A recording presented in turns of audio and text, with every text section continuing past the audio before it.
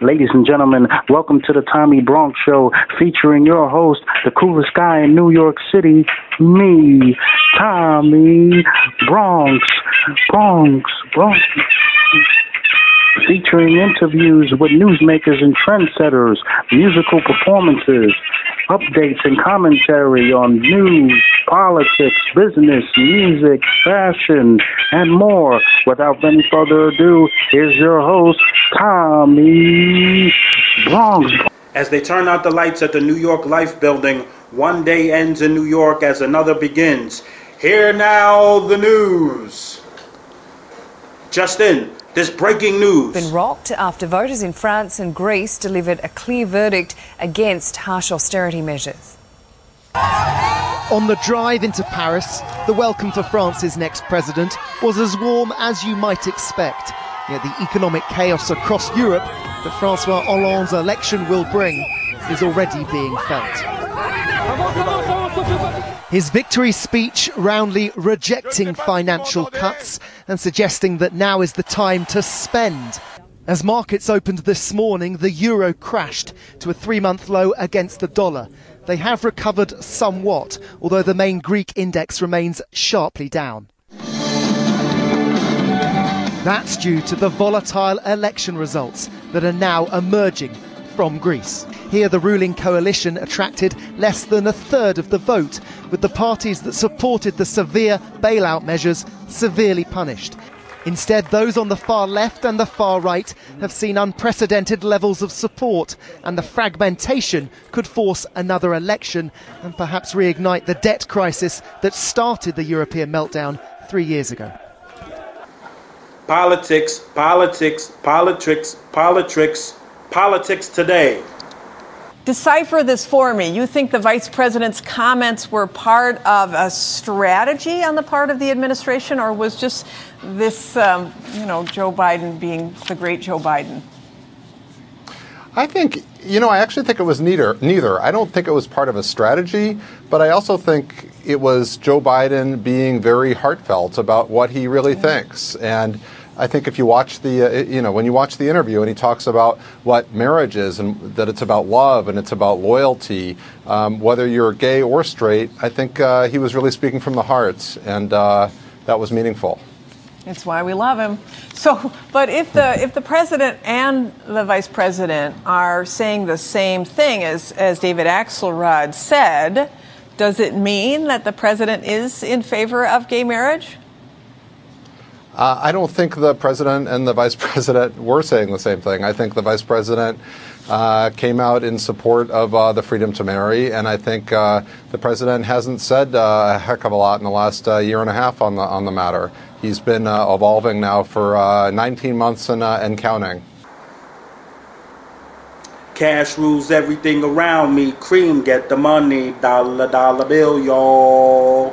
I dibble dabble in this and that. I rearrange small change for positive gaining, and I might be straining, but I'm still maintaining. You know what I'm doing? A pyramid contemplating.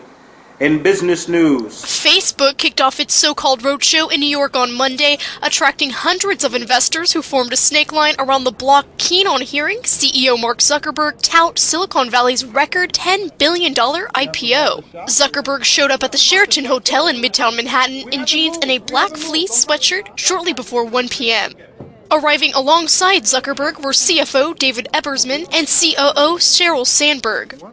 The world's largest social network aims to raise about $10.6 billion, dwarfing the coming-out parties of tech companies like Google and granting it a market value close to Amazon.com's. Investors are expected to flock to the highly anticipated IPO despite persistent concerns about Facebook's long-term growth and Zuckerberg's majority control. The 8-year-old social network that began in Zuckerberg's Harvard dorm room indicated an IPO range of $28 to $35 a share last Thursday, which would value the company at $77 to $96 billion. The size of the IPO reflects the company's growth and bullish expectations about its money-making potentials as a hub for everything from advertising to commerce. Many investors say they expect Facebook to raise its offer price range as the roadshow progresses from New York to major cities such as Chicago, Boston, and San Francisco.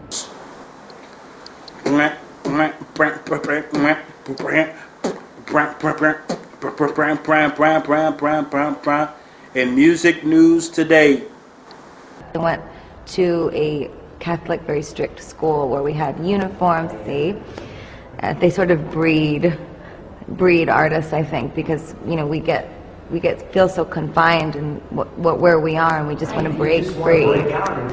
Yes. Free dress day was the best. Oh, the best, and I always was made fun on free dress day because I'd wear like little '90s crop tops and things, and jeans, and my hair would be all slutty, and the girls would be like, "Why are you dressed like that? There's no boys at this school." With all this you've got going on with your charitable endeavors and with music, obviously, and everything you got going on, I mean, it's so overwhelming. Does it just throw a monkey wrench in your social life because you really have no time?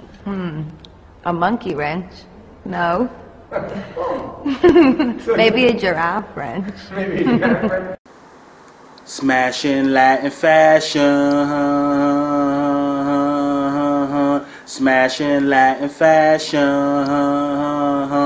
Yo, Tommy Bronx, I don't know a lot about fashion, but I know about business. And all of a sudden, I'm getting into the business of fashion heavy. Want to give a big shout out to Pat Saintville of Boat Shoe Clothing Co. Check them out. Taking over BoatShoeClothingCo.com. Look for the website.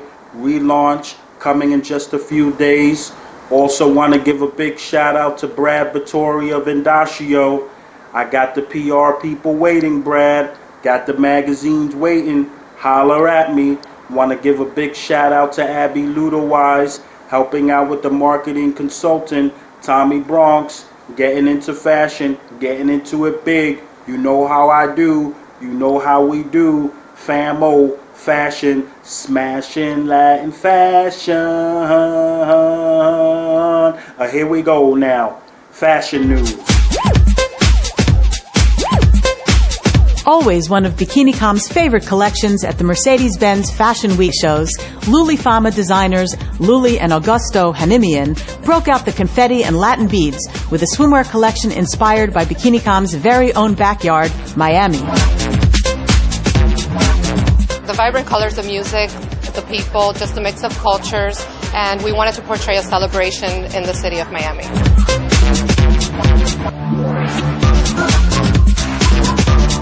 Sexy glamour was mixed to a bold Latin beat, featuring vibrant tones of Floridian ocean blues and sunset purples and the glimmering gold of the stars.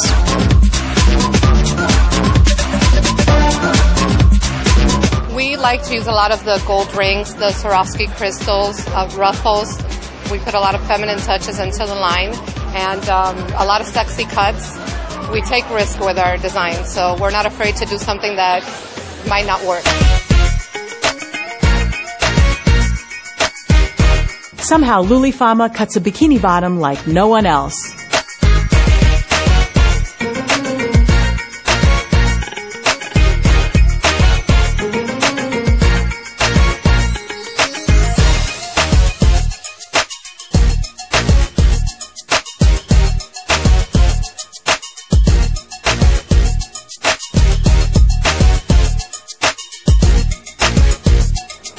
That's something important that we do in our designs. We make sure that the bottoms have the soft sides so they don't cut into the body, and every girl that puts it on feels good.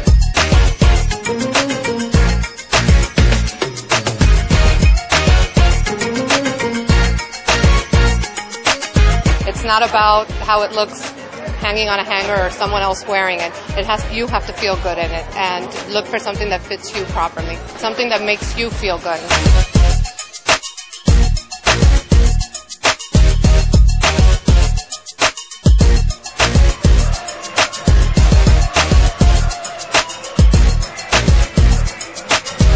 That's the sexy glamour of Luli Fama.